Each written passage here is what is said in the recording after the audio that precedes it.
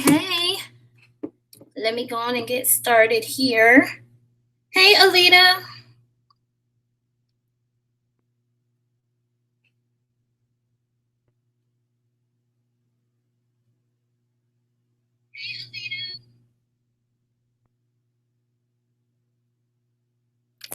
All right, I think I'm good to go.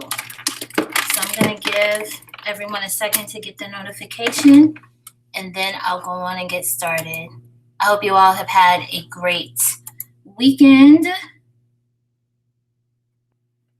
Hope you're ready to start the work week.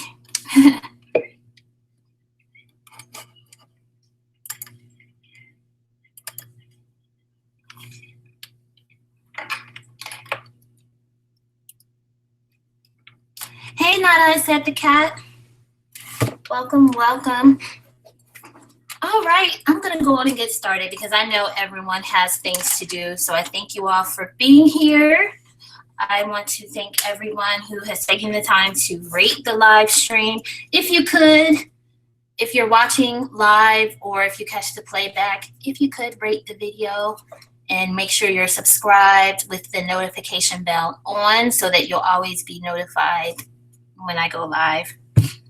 So the topic today is, are pro-Black channels trying to co-opt divestment talking points? So I understand that this is a public platform, and the bottom line is we can all talk about what we want to talk about within YouTube's guidelines, right?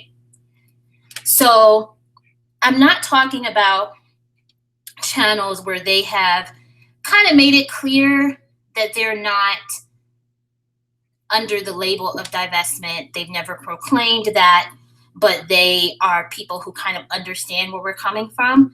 I'm more so talking about spaces where they have, in the very recent past, made it clear that they don't support divested Black women and they don't support divested Black women who are in interracial relationships.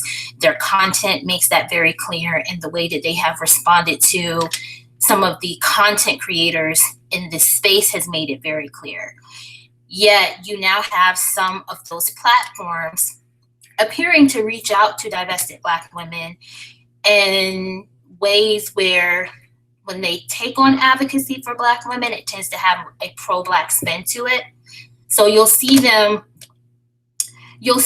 talking about some of the things that we say, but ultimately they still make it very clear that they're not people who support us. And so what I'm starting to wonder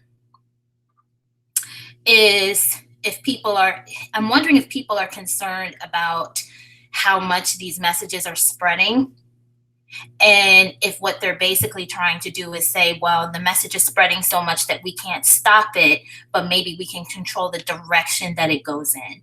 So one example of how that happened in US history is, if you think about the fact that a lot of people are surprised that certain forms of oppression still exist. Why? Because we had a large civil rights movement.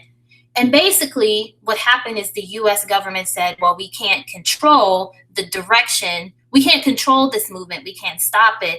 So we'll control the direction of it. And it's very interesting to see how at times when other Black people want to silence divested Black women, they will use one of the most effective tools of the system that they complain about to silence us. And by trying to co-opt this message, they will eventually, if they're successfully able to do it, they'll eventually get to this point where they will be looking at Black women who are actually divested, and will have everyone viewing us as the extremist. Okay, so I just want to get into a couple of things also. The reason I'm concerned about neutral spaces is not necessarily because of the content creators, but it's because of the fact that, let's be honest, everyone in a neutral space is not going to be neutral in terms of the people commenting in those spaces. And so, as an example, literally, I showed this video to other young ladies on here where a guy who has frequented certain channels was recording a video of a divested Black woman in this space and was threatening to report these spaces to the Anti-Defamation League. I kid you not. Now, ultimately, something like that probably wouldn't go anywhere, but because there's so much visibility on these spaces, we do have to take those type of threats seriously, okay? So please be mindful of that. You know, obviously go where you want to go, but just be mindful of the fact that everyone is not neutral in those spaces, and that some of the people in those spaces are really only there to find out where the divested Black women channels are. So I have seen comment sections where people who I believe are trolls are in the comments and they're saying, oh, I really enjoyed this video. Can you tell me the names of other divested Black women channels?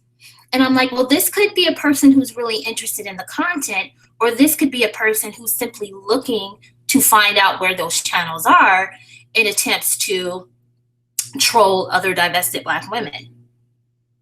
Okay? And so just be mindful, particularly if you're a person who uploads content of any type, be mindful of the fact that by chatting and commenting in some spaces, you may be exposing yourselves to the people in those spaces who are not neutral. Okay? Because the young lady, and mind you, the person recording the content is not the same person that I've told you guys about. So the young lady who was recorded is not someone that I've seen be recorded before. And that's what raised the alarm bell for me. I was like, well, how did he find this person's channel? Hey, everyone. Alita, Not I Said the Cat, Tiger Lily, Hyper Fanatic. Hey, Kay Johnson. So yeah, there's more than one person recording our conversations now. So we have to think about what happened in a relatively short time frame, right? We know about the Atlanta Black Star incident a few months in the past. You know, I think it was about 3 months ago now. And some of the same people who were making content about that situation are now suggesting that they are neutral, or that they don't actually dislike Black women, or they don't actually dislike divested Black women. And I just personally believe that people's opinions do not change overnight. Hey, Chaz. Exactly, Alita. Like, I don't understand what actually could be reported to the Anti-Defamation League. But what I'm saying is, because defamation is generally hard to prove, so they would have to prove that they lost something tangible in order for it to be a real threat. But what could happen is, since there's so much visibility around these conversations, it could become problematic for anyone who is a divested Black woman in this space who's creating content. So we have to understand that these people are not just disagreeing with us. They want to expose divested Black women for some reason. And for those in this space who have brands, they want to destroy those brands. So that's why you have, you know, there's at least one website that I've come across who has made it their mission, okay, to basically talk about divested Black women or Black women who are in interracial relationships and marriages. Like I said, you know, there's the video that went viral, and you have to understand, when people do things like that and they don't put the proper context around it, they're trying to put you in harm's way. Because with that particular video that went viral, it's like you can't see the chat. But if you were in the live stream and you saw the chat, that person was being heavily trolled. And so basically was responding to the trolls in the same way that they were speaking to her. But if you see that video after it's gone viral and you don't know the context, it creates this impression that, oh, this is what the women in this space do. When really that's not the case. You know, everyone's channel that I have come across in this space, we're simply sharing our experiences. You have some people who go live and, you know, just to interact with the group of women that support them. Okay. So in a lot of cases, you don't really even see a lot of divested Black women, like, you know, in Black men's comment sections or other pro-Black channels comment sections, disagreeing with them. We might be aware of certain content, but we're not in the spaces going back and forth with them. We're certainly not recording their content, right? And we're not, you know, taking screenshots of the things that are being said in the comment section and making videos about it, because that's something else I've come across.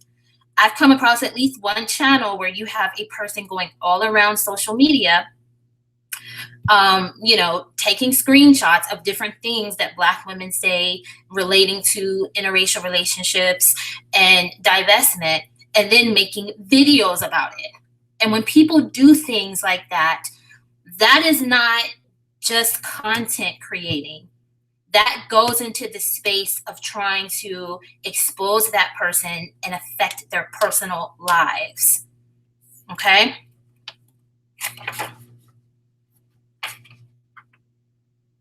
Another thing I wanted to point out to those of you who may have like Facebook groups or other social media groups, you do have Black men on social media who have openly admitted that they use Black women to gain access to certain spaces. Okay?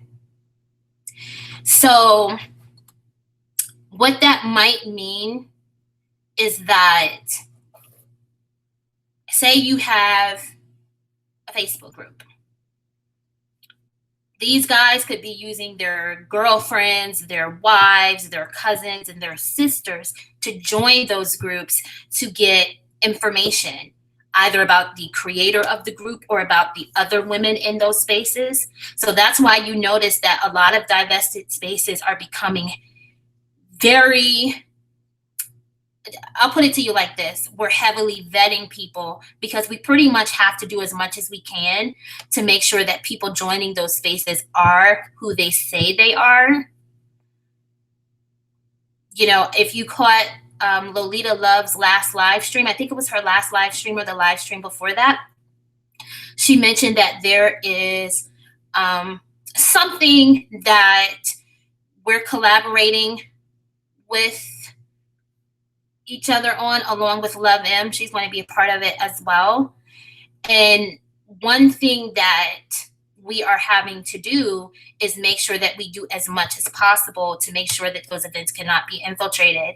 There's another guy that trolls certain Black women on YouTube, and he has posted what he's calling a documentary on different social media pages. And it's kind of frightening because some of the pictures that are used in his video do not appear to be public pictures. It's almost like he got pictures of at least one Black woman while she was at an event of some sort. So if it seems like, oh my goodness, everyone's creating a group, but we have to go through these different steps to get in, that's why. Because when people openly admit, unfortunately, when Black men openly admit that they use Black women to infiltrate spaces, that means we have to be very careful. Not only on YouTube, but other places. And it also means you have to be careful about entering certain spaces on this platform, because again, let me reiterate this, it may not be the actual content creators. So I am not suggesting that everyone with a difference in opinion is someone who will troll the women in this space. I'm not saying that at all.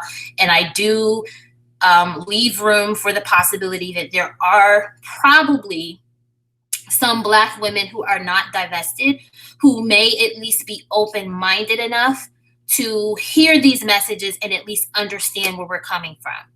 So those are not the people that I'm talking about. What I'm saying, though, is that unfortunately, there are going to be people with nefarious intentions. Okay? There are going to be people who will sit and watch those spaces. Hey, Lex. Hey, Vanessa. There are going to be people who watch those spaces just to find out who the content creators are, just so they control your channels. That is why there are a lot of divested channels that I support.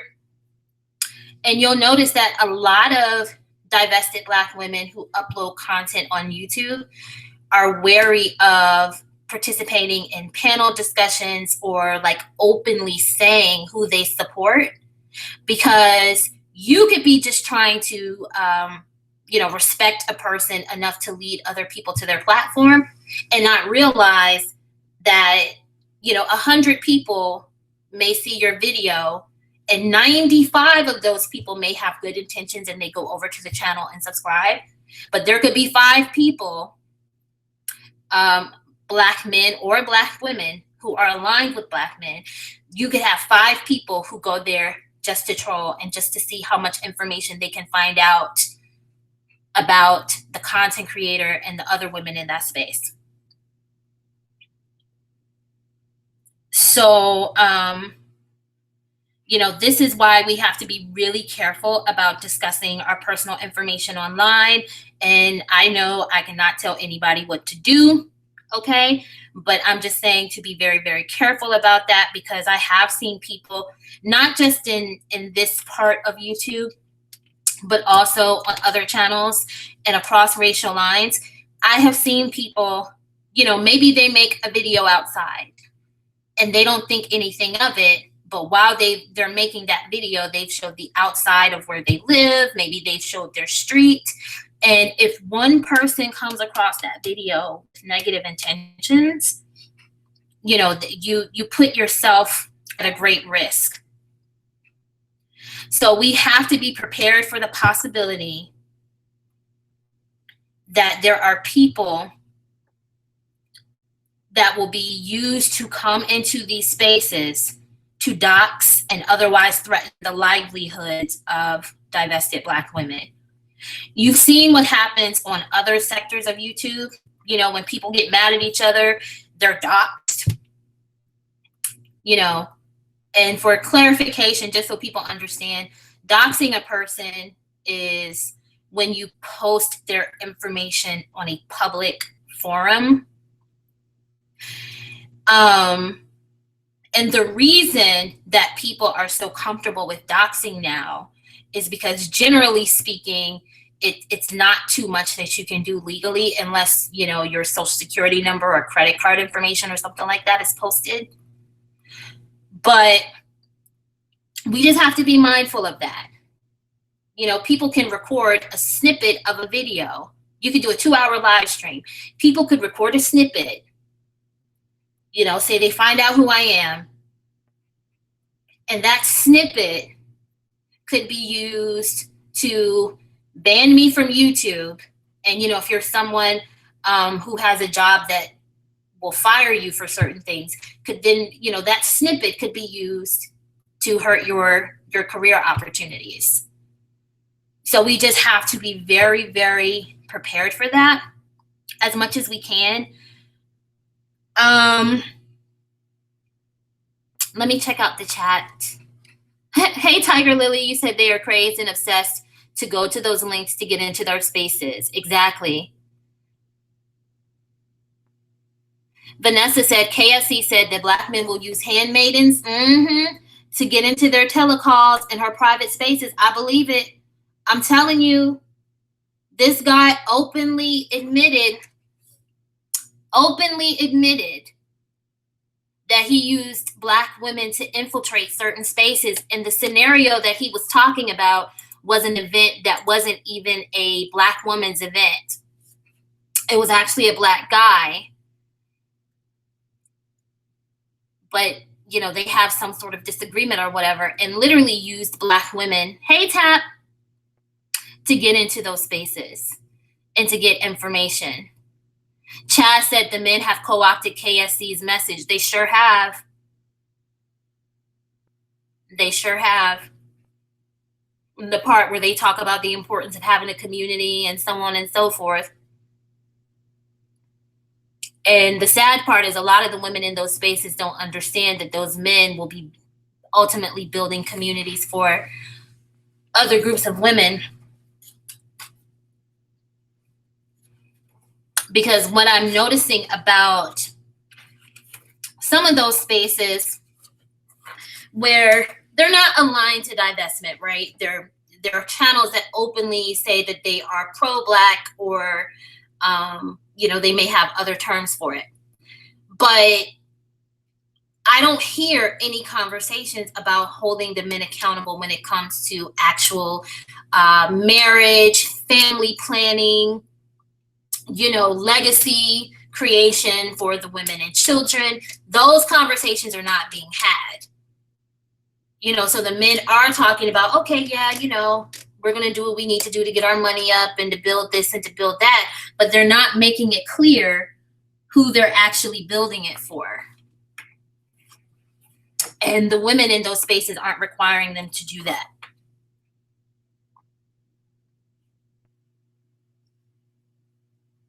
See, Vanessa, they're openly saying it. You said, I was watching a certain Mammy's live stream where she had Black men like Obsidian and others, and I saw a Black man send a super chat requesting that sisters can play like spies and help them get human intel. And I'm telling you that this is why, you know, it's bothersome to me for divested Black women to be invited into certain spaces without people at least, you know, letting us know, you know, about the warning flags. And the crazy thing too, Vanessa, is that people will see us pointing out things like what you just said, and then they'll say, well, why are you on those channels anyway? And it's like, well, because when people basically openly declare themselves as an enemy, then you have to watch them so that you know what you're up against. You know, just like we could very easily ask people who are not divested. We could say, well, why do you care about us? Why do you care about the things that we're saying? So it's like, if you're watching us, we can watch you too. Because when we point out to people that at the very least, we should get enough respect so that people can understand that we have supremacy in our spaces, they're quick to point out, well, you uploaded this on a public platform. So since it's a public platform, anybody can watch. And it's like, well, the same thing applies for us. When you're openly admitting that you want to use spies to gain human intel, all right, then yeah, we definitely have to watch so that we know what to be prepared for. Exactly, Chaz. Those same women talk crap about her, but have no problem when the men say the same thing. And she pointed that out. She did a live stream recently with CK, and she pointed that out. And she was like, well, maybe they'll listen now that, you know, it's someone other than a Black woman saying it. Mm-hmm. Alita said those Black men are badgering the Black women talking to each other. Vanessa said, watch out, they'll use their mammies to infiltrate our spaces. Hyperfanatic said Black men are hypocrites because they want Black women to stay behind while they date whoever. Exactly. They will, I'm telling y'all, we have to understand that it's not just Black men who don't like these messages. We know that Black women, some Black women, particularly those who are not divested, like to cock block for Black men, basically. They like to help Black men have reserve coochie, okay? So that is why you will see Black women get so triggered about who other Black women are dating or, who we're married to, you know? Tab said, you and I had to be there on the same day because I saw it. See? I'm telling y'all. I'm telling y'all. And that event, Chaz, I think it was a paid event. And if it was a paid event, that means that people are willing to pay to gain access to certain spaces. When I say people, Black men, because I read that article that you shared in the comments of my last video, Chaz. So it's making me be very mindful of the words that I use. So we need to understand that Black men will use Black women to infiltrate spaces, even if those spaces have a fee, if some of those spaces are behind a paywall.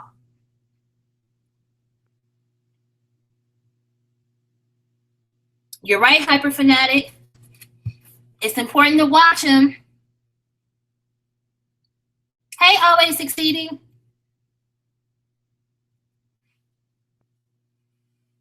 Hey, I Can Care Less. And I want to point out that even though certain spaces are taking on talking points that sound like divested talking points, these people ultimately hate truly divested Black women. Okay? By taking our messages and putting a pro-Black spin on it, they're ultimately taking the focus off of Black women and girls.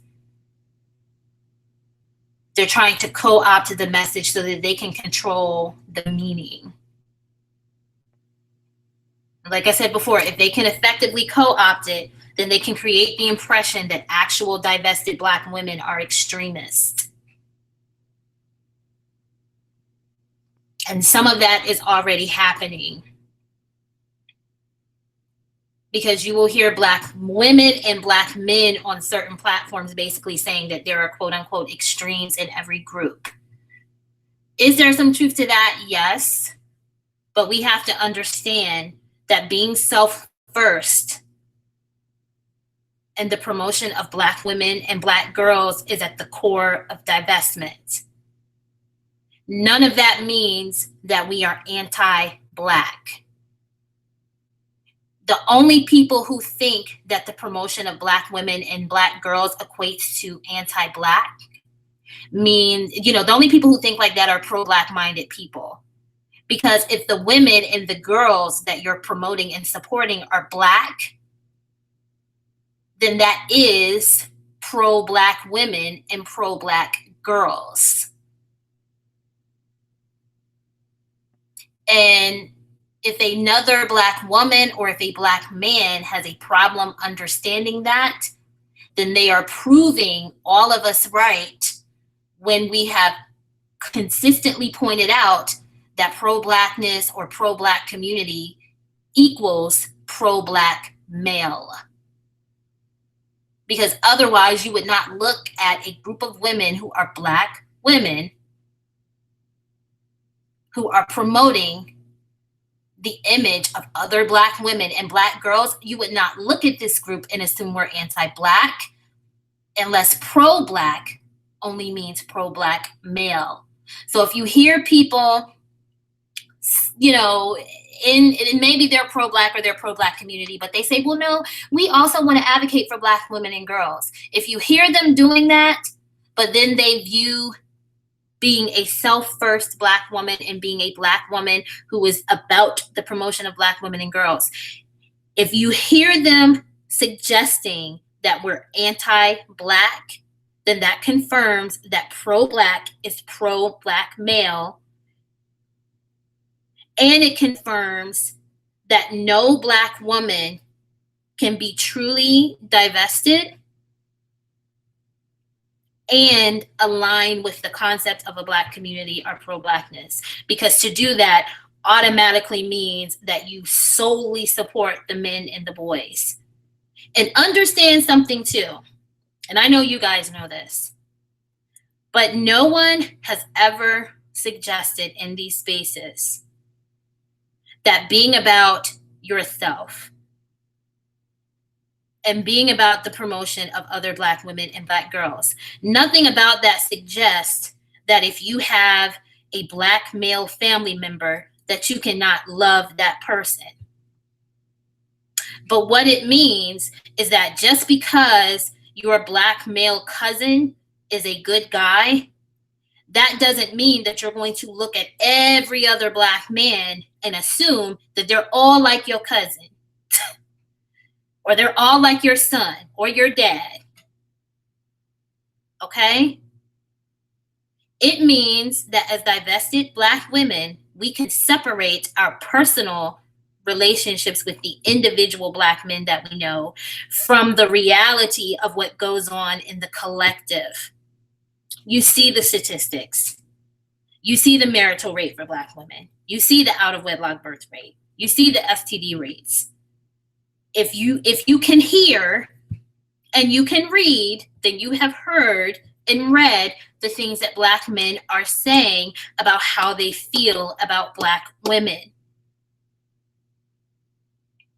Okay?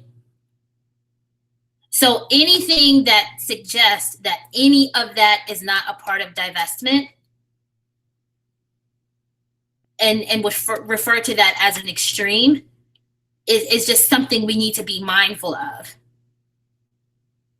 Also, not being collective or community minded is a core tenet of divestment, right?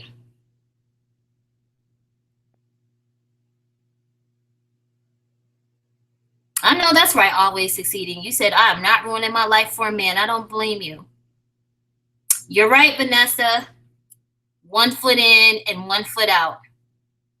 Exactly, Tap. They never assume that we're all like their loving aunt. As a matter of fact, they have repeatedly said, well, that's my aunt, or that's my mom, or that's my grandma, and I'm not dating my mom, auntie, or grandma. You see, Black men are very good at separating their individual connections to Black women from how they feel about the entire collective. And anyone who doesn't recognize that, thank you, Delphia. Anyone who doesn't recognize that is either cognitively impaired or they are not being honest. And I just want to make something very clear, you guys. And I think some of you all have heard me say this, but the only disclaimer that I give here is that if you think we're talking about you, then we are. Okay? I think a lot of Black women have gotten away from going to Black male spaces and saying, well, it's not all of us, right? So I don't think that anyone should hear something and assume that we're saying all. But the reality is if we look around, okay, there are not enough quality Black men who actually promote families and marriages with Black women to go around for every Black woman that's available. As a matter of fact, people on this platform have laughed about the ratio of Black women to Black men in certain parts of the country. They've laughed about it. They've laughed about women that live in places like Atlanta, the DMV, and certain other parts of the country. Okay?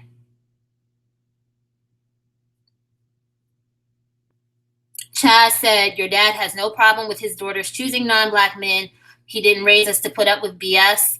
The men that love you, yep, want what is best for you. They don't lie.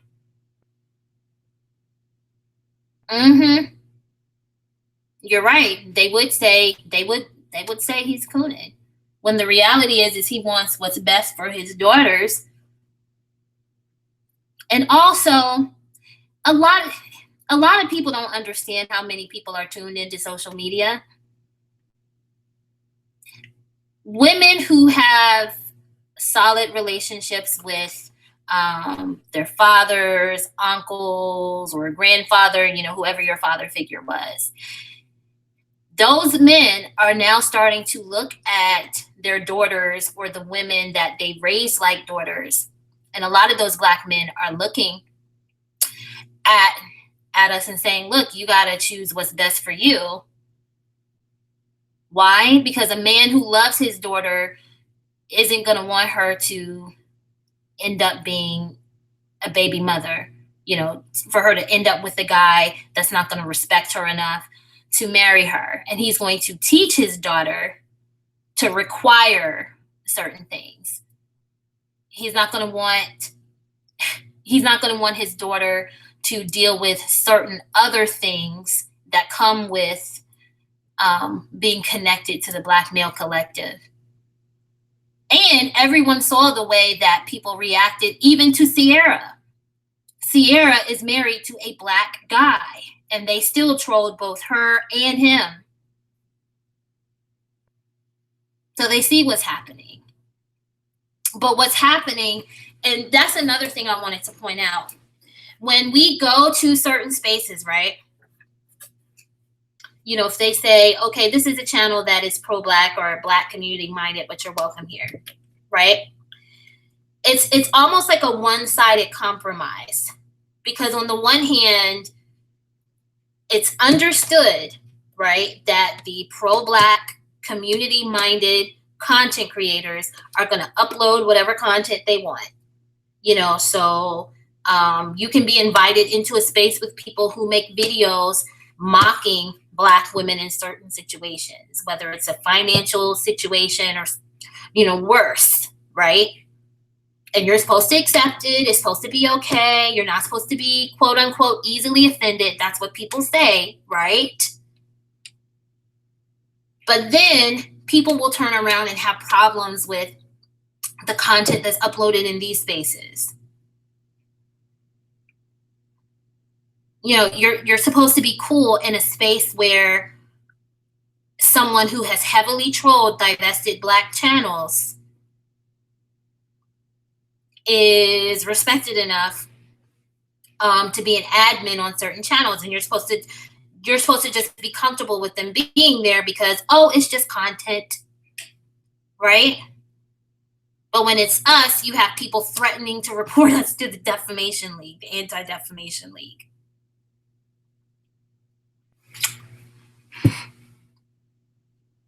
That's very true, Hyperfanatic.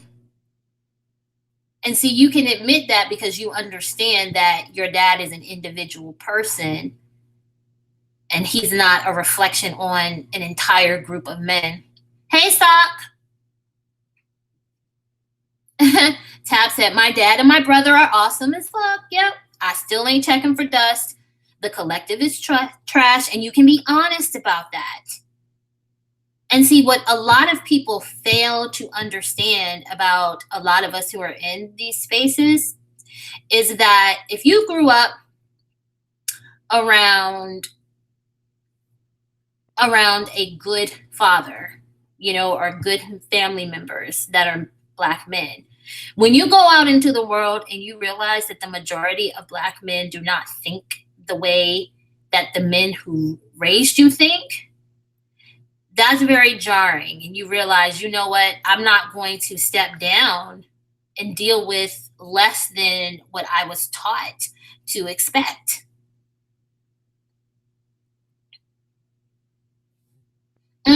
That's true, Chaz. Chaz said, do Black women not realize that the men maintain the gender imbalance on purpose? Yep. It only benefits them. Most Black men will never really attempt to keep other men from dating out. If they want Black women, it means they can have 3 or 5. That's very true. Thanks, Sock. You too. You said Black men know who they are. The facade is fading with more and more Black women. Yep. And the real problem that they have with these spaces is that as this message continues to grow, the Black men who want relationships and marriages with Black women will have to step up to the plate in ways that they've never been required to for Black women. And that's what they're fighting against. And that's why they're at least trying to control the direction that the message goes into.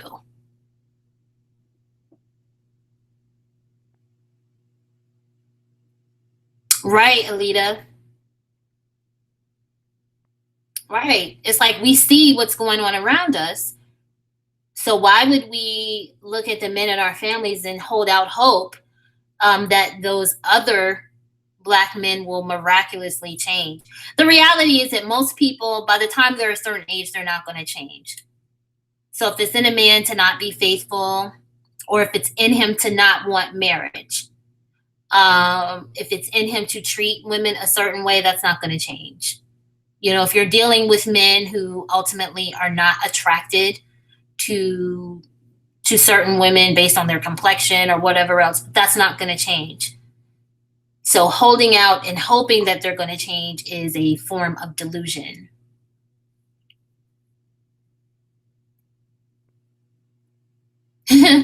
You said your dad's cool, your brother, not so much. I don't know what happened there. That can happen, Chaz. You're right. We do have a culture that doesn't produce men anymore. They're not encouraged to be men, and the women as a collective don't require it. Tap said, my male relatives know not to let me become friends with their girlfriends because I ain't lying for them. If she asks, she's getting a certified copy of their resume. I know that's right.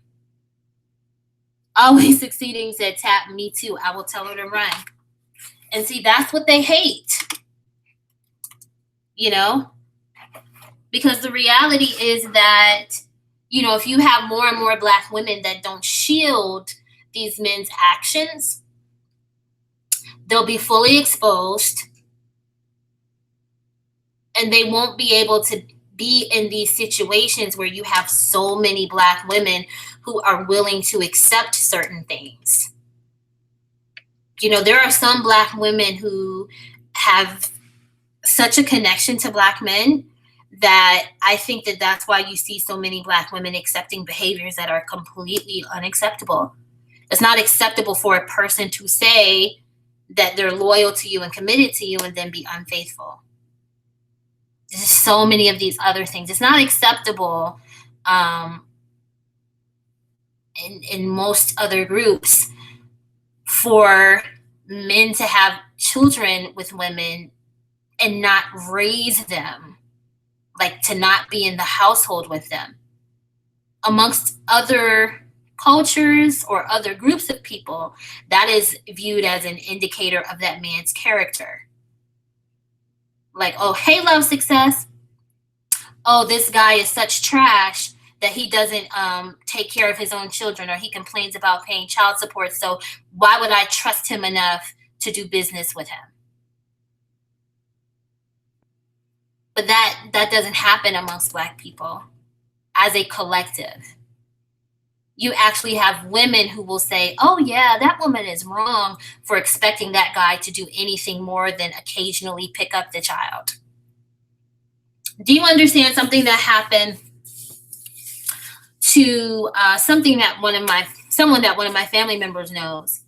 This guy has a teenage daughter that the mom had custody of until the girl was about 15 or 16.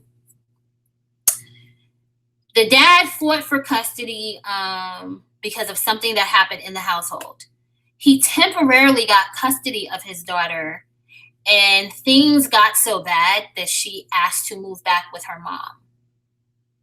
Because even though he had spent some time with the girl over the years, it's not the same as being in the household with her every day, most of the day, raising her and being primarily responsible for her.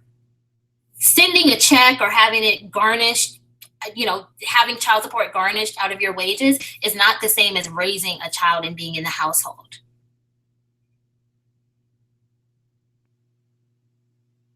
And the Black collective's idea of fatherhood would have other groups of people not wanting to associate with the men who promote that, because they would think, well, what type of man are you that you would complain about contributing to feeding your child, to being partially responsible for contributing to the roof over that child's head, paying for clothes and other things.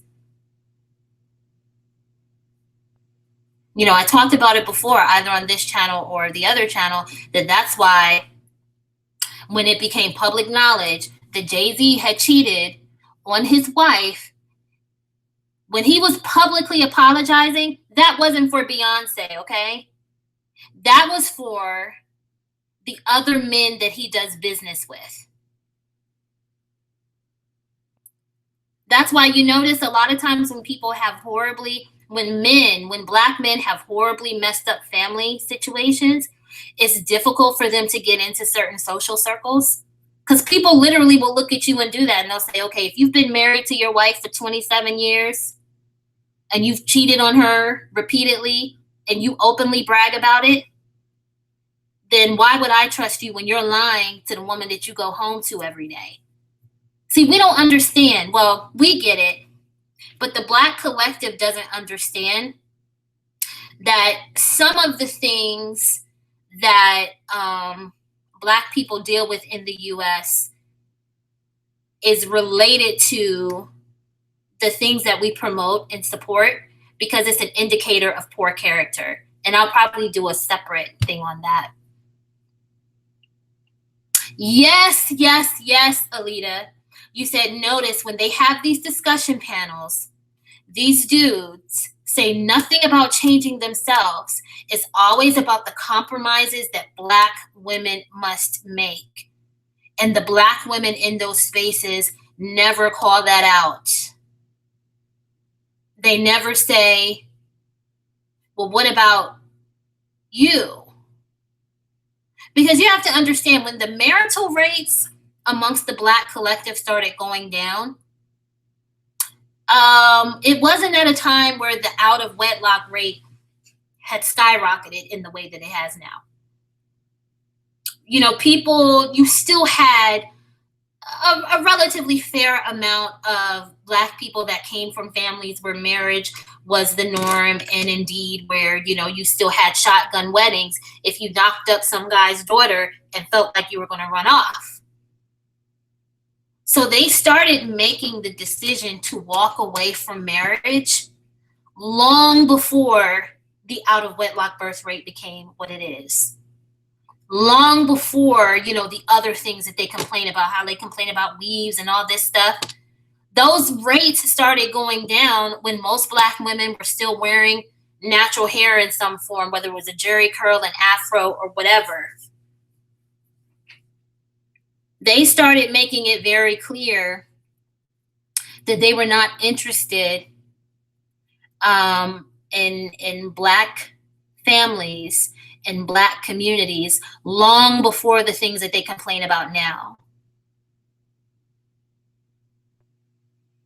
As soon as they had the opportunity to shop certain places, they let the businesses in their communities fall apart. So they actively decided that fitting in with the system that they now complain about was more important than maintaining a strong community with a solid economy for Black women and children. They made that decision to walk away a long time ago. Wow, Hyperfanatic, you said at 13 you were on the bus after school and a grown Black man looked at you and called you ugly. You know what? It's probably because he was triggered, or maybe you reminded him of someone that, you know, of a Black girl that rejected him when he was at that age. Yep, exactly, Alita. The Black women in those spaces go for it. They actually believe, well, if I do these things, these men will change. Do you understand? Let me tell y'all something.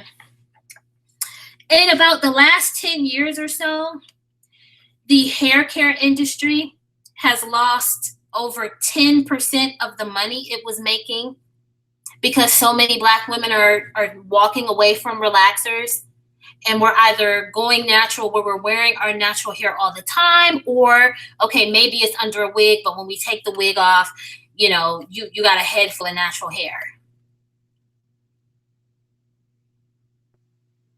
Guess what hasn't gone down in the same period? The out of wedlock birth rate. Guess what hasn't gone up in that same period? The marital rate for Black women. So you have this natural hair care movement, and let's be honest, I think a lot of Black women probably maybe did it, if you had certain hair issues, but then you had a lot of other Black women who probably did it to impress Black men, and it still wasn't enough. They're still talking about weaves and relaxers and makeups. Then they started saying, well, if you're going to wear weave, then at least, the company should be Black owned. You know how many Black women sell hair on Instagram or on their own websites now? And how many of them are making weave and extensions that look very much like our natural hair? Because that's another thing these guys were saying. Well, if you're going to wear the wigs, it should at least look like your natural hair. You have Black women doing that. And again, guess what hasn't gone down? The out of wedlock birth rate. Guess what hasn't gone up? The marital rate for Black women. Okay? Chaz said, we can't change men. They can change, though. Usually under one of two situations. They either want to change for their own benefit and do, or because choice is taken from them and they are forced. Exactly. And unfortunately, they're not being forced to change. You're right, hyperfanatic. I do think that a lot of Black men deliberately ruin Black women's self-esteem. That's why you would see all of these conversations where you would have Black men saying, well, even the most well-known or the, quote unquote, best Black women have marital or relationship problems. When they were laughing at Black women or biracial women who identify as Black, when they were laughing at certain women who are celebrities who were going through marital trauma, that is what they were saying. They were not holding the men accountable for their actions. They were saying, well, this woman must be so horrible that she can't keep her man. That's what they were saying. This woman must be so horrible and so awful, and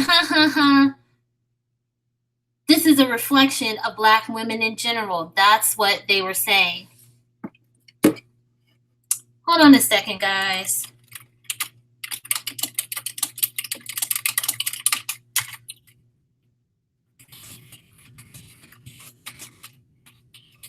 Am I buffering? The screen's buffering on my end, but if it's just a glitch, then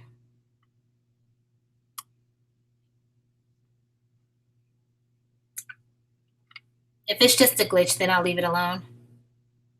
Okay, you can hear me now. That's good. That's good. Yep, the society is built on conditioning behavior.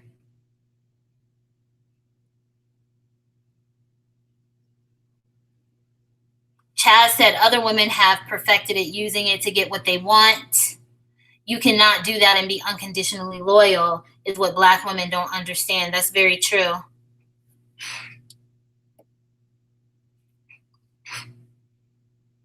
Thanks, Tammy. Thanks, Tap. Alita said you haven't had a perm since 2014. Yep.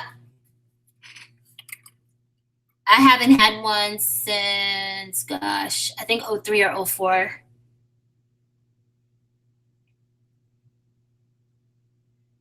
That's true, Chaz. White women use Black men to keep white men in check.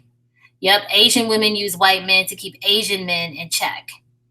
Why do you think the Asian men are coming up? Asian women let Asian men know they will leave them. That's very true.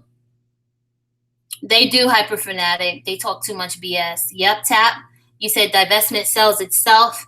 These mammies are staying out of trauma and habit. That's very true.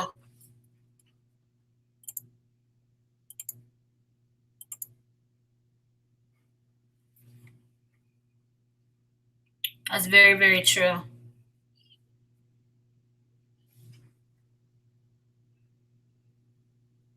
Yep, black men use non-black women to keep black women in check, always threatening to leave. That is feminine behavior.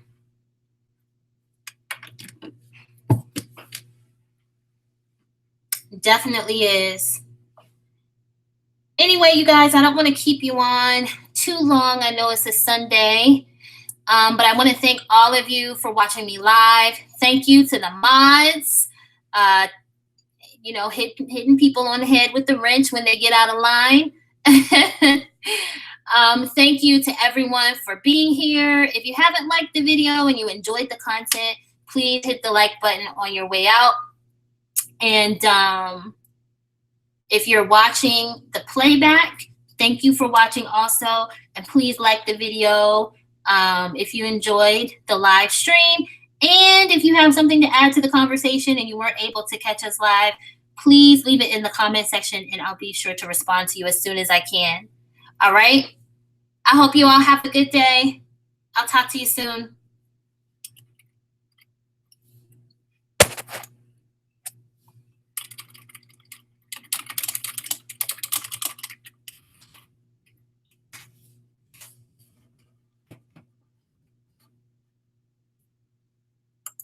Have a good one, y'all.